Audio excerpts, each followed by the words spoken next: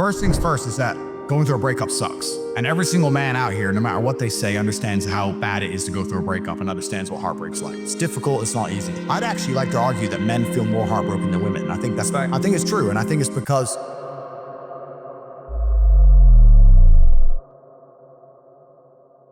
one of the possessive element that we have, the idea of her being with someone else hurts more than the idea of you being with someone else to her. And secondly, because you have a lot less options than she has instantly. So I think that breakups are worse for men than they are for women. And I understand how difficult and hard they can be. Life experience is always gonna be valuable, no matter what it is. Especially when you're younger and you get heartbroken a bunch of times. Some bigger, older, richer dude's gonna take that shit. Heartbreak is the most fantastic motivator on the planet. When a lot of men message me and say they're heartbroken, I think that is the most fantastic mindset to be in to achieve things. Because there is that degree of revenge, and there is that degree of vengeance, and that can only be achieved through being so successful, so monumentally important that she can't forgive you. And also, you cannot even sleep, you can't even concentrate, like your whole mind's a mess. That's the perfect time to train. I only mention heartbreak all the time because I know it's a path every single young man goes through. There's up and down, there's rain and sunshine. You have to be that man who's gonna go through it all. If you're a man who has a heartbroken, why did this happen? You have to know the why to prevent it from happening. You have to analyze the scenario and learn from it. One of the things women are best at is they're a fantastic mirror. Women are a reflection. If you have any weakness inside of you, or if you have any downfalls as a person, a woman's gonna show you who they are. If you're too emotional, if you're too easy to get angry, she'll teach you. She'll teach you that you can get angry too fast. Piss her off. If you're small, she'll tell you. She'll tell you exactly what is wrong with you when she is mad. She'll sit there and say, you got a short leg and your haircut shit. Get a new haircut. I hate your ugly ass. They'll tell you exactly what is wrong with you. When you look at your bad or your previous relationships with women that went wrong, you can sit there and go, okay, this all went wrong. What has she taught me? She taught me that I'm emotionally affectable. She taught me that if she ignores me, she gets more attention than if she's nice to me. You have to sit there and analyze all the lessons and you have to implement them. It's the same with absolutely everything. But women are a fantastic mirror. A lot of these guys who resort to that are men who don't have the self-reflection to sit and say, okay, why did this happen? As a man, you have to be accountable for absolutely everything. Every single thing that happens is your fault. You made her leave you. You did. Whether you like it or not, you are the reason she became so cold. You are the reason she doesn't listen anymore. You are the reason she's so arrogant all of a sudden. 100%. You are. You may not have identified why yet, but if you identify why, then you get into your next relationship healed and understanding what you did wrong and learn from it. That's what you have to do. But most of these men don't want the self-accountability. And they want to blame the women. You have to blame yourself. I know when to set a boundary, when to be nice. I know exactly what to do because I've self-analyzed. A lot of these red pill guys, they want to do exactly like you said, just run around and just bang chicks because they've never looked in the mirror and go, why do these chicks not want to just love me? Why am I a up? You're not perfect. There's a lot you learn, but you have to self-reflect and learn and pay attention to the mirror. These men who are afraid of commitment are not blaming themselves like they should. I actually truly believe that women in their hearts, unless they're completely corrupted by society, women just want to love and be loved and feel safe.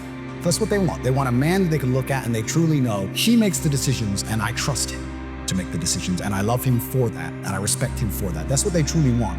When a woman starts turning on you, it's usually because she doesn't trust you for some reason. She doesn't trust your judgment. If she starts to doubt your judgment, how can she truly love you? You're the protector, you're the provider. If a woman's gone cold on you, you have to sit there and go, okay, she doesn't trust my judgment. What have I done that made her doubt me? It's not her fault, it's your fault.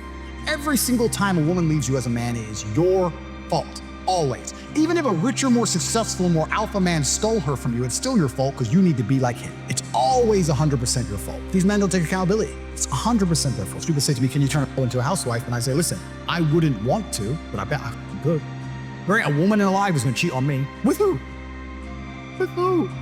With who? Who's she gonna cheat on me with? Who the is she gonna cheat with? Nobody. There's not a girl alive I couldn't get loyalty from. Now, would I ever want to do it? Probably not. I like the idea of exclusivity. But once you get to a certain level, yeah, if you're that guy, you're that guy. I think a heartbreak is designed to teach you lessons. I think everything bad that happens to you as a man is designed to teach you lessons. I think that's why God gives them to you. You're never going to be a good man unless you've suffered. Good men have been through a lot of bad things, and you have to realize why she left or why your heart is broken, so that you can change certain things and grow. I think that the worst men on earth are the ones who haven't had enough pain. You're supposed to suffer as a man. You're born to suffer. The whole reason God put men on this planet is to suffer. And the best men are the ones who suffered the most. I wouldn't be top G if I didn't suffer more than anyone else. You're a better man than everyone else if your life was a mess and it was a hardship. Because you're not what happens to you, You are how you react to it. And the best men on earth are men who have had their parents die, their best friends betray them, their girl betray them, thrown in jail, their money stolen, stabbed, robbed. And every time something happened to them, they sat there and they looked in the mirror and said, what can I learn from this? How can I stop this happening? Those are the best men. Those are the men respect. Those are the men women want. Why do women love scars? Look, they tried to kill him and they can't. That's why I want him. The best men suffered. You find a man who's never been through suffering, and nobody gives a shit about it. Men don't like him, and women don't like him. Men are no good without it. If you're an intelligent person, you crash your car, you sit and say, how did this happen? Was I driving too fast? No. Whose fault was it? Well, an amateur will say, it's their fault. They came speeding out at me. But a professional will say, no, they came speeding out at me. Why couldn't I avoid them? Why couldn't I move? Why didn't I see it? Why am I on this road in the first place? Like a professional analyzes everything from a position of what they could do about it, having control over all things.